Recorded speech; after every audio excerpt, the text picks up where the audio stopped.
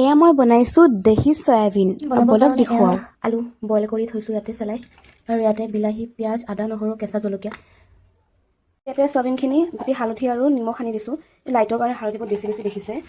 আৰু ইয়াতে হৈ আছে আপোনাৰ তিতা কেৰেলা আৰু আলু ভাজি। মছলাৰ কাৰণে এনেকৈ দি দিছোঁ গোটেইখিনি মিক্সিত। আজি চয়াবিনটো অকণমান বেলেগ ধৰণৰ বনাম।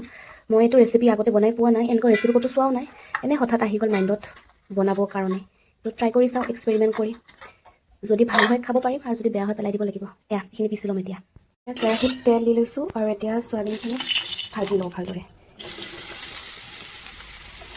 চয়াবিনখিনি ভাজিলোঁ আৰু আলু ভাজি আছোঁ। এনেকৈ বৰ ৰঙা ৰঙাকৈ ভাজি লৈছোঁ, একদম কাঢ়াকৈ। আকৌ কেৰাহীত তেল দি লৈছোঁ, তেলখিনি এতিয়া অলপমান দিছোঁ বাৰু। বেছি তেল খোৱাটো বেয়া, যিমান পাৰোঁ তেলটো এভইড কৰোঁ। দুটা তেজপাত, তাৰপিছত শুকান জলকীয়া, গোটা ইলাইচি, দালচিনি আৰু কিবা এটা কয় নাজানো,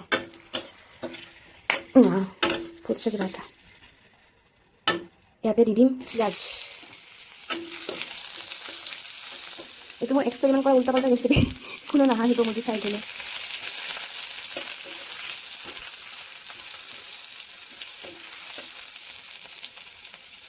নাজানো কি হ'ব, কিবা এটা হ'ব আৰু। পিঁয়াজখিনি বাপৰে বাপ, সদায় ভাবোঁতে পিঁয়াজে পুৰি যায়। পিঁয়াজখিনি লাহেকৈ ভাজি ইয়াতে দি ল'ম এই পিচি থোৱা মছলাখিনি। ইয়াতে আছে আপোনাৰ আদা, নহৰু, তাৰপিছত পিঁয়াজ, কেঁচা বিলাহী, এইবোৰ পিচি কিনে অকণমান গ্ৰেভিৰ কাৰণে এইটো মছলা বনাই লৈছোঁ। অকণমান দি দিলোঁ নিমখ, দি দিম হালধি, আৰু অকণমান চিটি জিৰাৰ গুড়ি দিম, আৰু অকণমান দিম আপোনাৰ এইটো কালাৰৰ কাৰণে, এইটো কাশ্মীৰী ৰেড চিলি পাউডাৰ হয়। আৰু গোটেইখিনি ভালদৰে ফ্ৰাই কৰি একদম ভাজি ল'ম ভালদৰে। তো এনেকৈ মছলাখিনি একদম ভালদৰে ভাজি লৈছোঁ, কেঁচা গোন্ধ যোৱাৰ কাৰণে। নহৰু আদা কেঁচা গোন্ধটো গুচি লৈছোঁ, একদম ভালকৈ ভাজি লৈছোঁ শুকানকৈ। তাৰপিছত পানী এড কৰিম।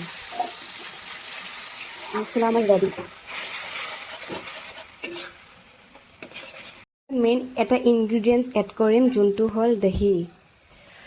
আজিৰ ৰেচিপিটোৱে হ'ল দহি দি চয়াবিন। মাজে মাজে এনেকুৱা এক্সপেৰিমেণ্ট কৰিব লাগে বাৰু, খোৱাৰ টেষ্টবোৰ অকণমান সলনি হ'ব। বেছি নিদিওঁ, বেছি এক্সপেৰিমেণ্ট কৰিব গ'লে বেয়া হৈ গ'লে চেছ আৰু। দহি চয়াবিন বনাই আছোঁ গাইজ, দহি চয়াবিন। এতিয়া আৰু ভালদৰে ভাজি ল'ম এইখিনি। আহা কি ধুনীয়া স্মেল ওলাইছে গাইজ, কি ক'ম আৰু। আমাৰ মছলা ৰেডি হৈ গ'ল, আৰু এতিয়া ইয়াতে দিম চয়াবিনখিনি। চয়াবিনখিনি আগতে দিয়া ৰিজন হ'ল চয়াবিনখিনি ভালকৈ গোটেইখিনি মছলাটো সোমাই লওক আৰু। কিন্তু দেখাত কিন্তু বিৰাট ধুনীয়া হৈছে দেই, খাবও ধুনীয়া হ'ব এইটো।